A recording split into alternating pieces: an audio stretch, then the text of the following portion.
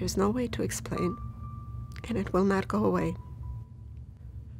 One of the hardest things for me to this day is to talk about this ride in this boxcar. The boxcar they loaded us onto, they had to push us in, and the door locked. There's no food and no water. Babies are crying, the mothers are crying, and the babies are dying from lack of food and lack of air. And your own grandfather dies in this compartment, going to Auschwitz concentration camp with you.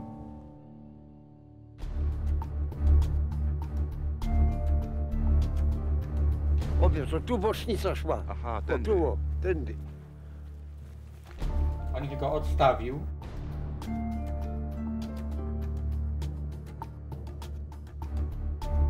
Odstawiłem, bo się pana Żydów wysadzili. Ja wagony zabrałem i koniec. I muzyka się używała.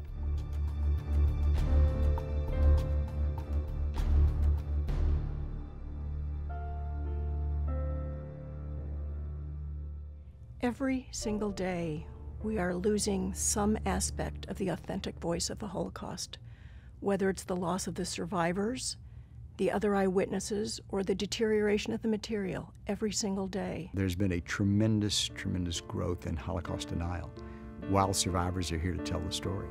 What happens when they're gone? There has got to be tangible evidence that this happened.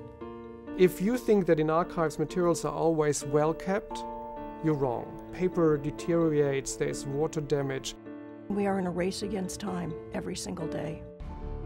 We work at the State Archive in Berlin, and we inventoried and safeguarded the one and only documentation of a Nazi court from 1933 to 1945. 7 million pages. That is one of many projects we are working on in Germany, but also in Europe. And our goal is to make materials available that have never been available for researchers.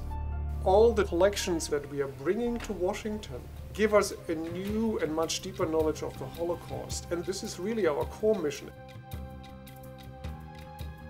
Last year, we reached over 24 million people, and most of them are not walking through our doors.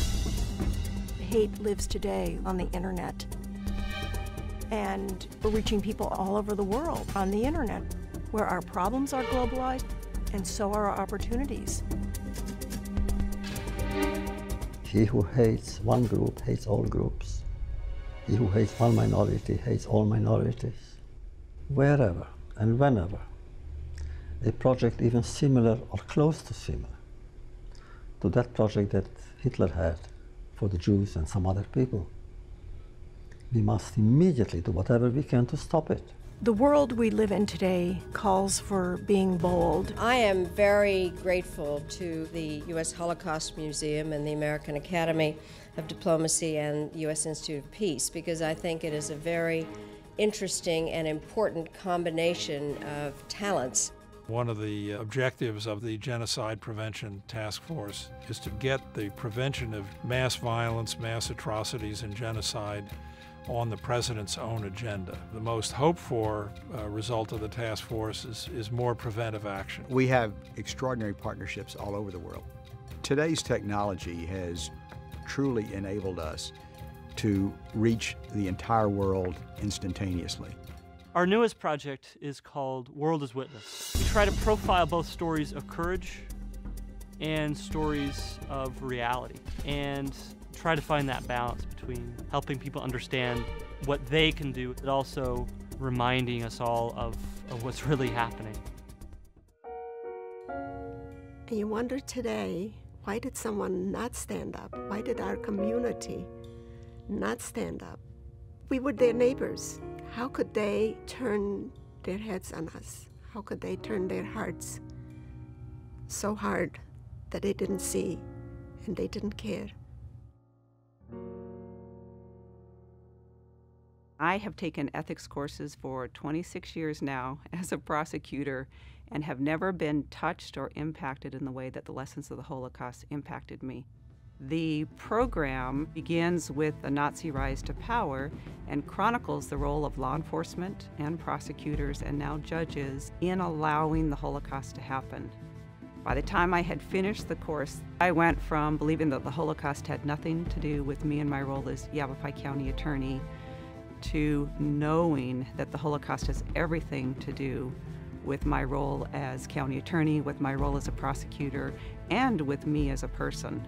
By the time I flew out from Washington, D.C. the next day and made it back to Prescott, Arizona, I was already thinking, I want all the prosecutors in Arizona to have the advantage of this course.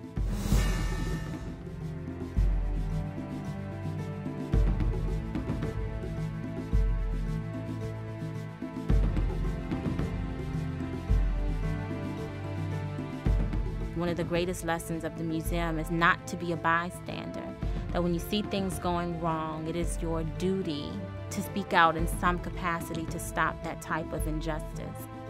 It'll happen again and again and again unless the rest of us stop it. We must push ourselves constantly to be bigger than we think we can be. We have such a powerful opportunity at the museum to make a difference. If we don't do it, no one else will.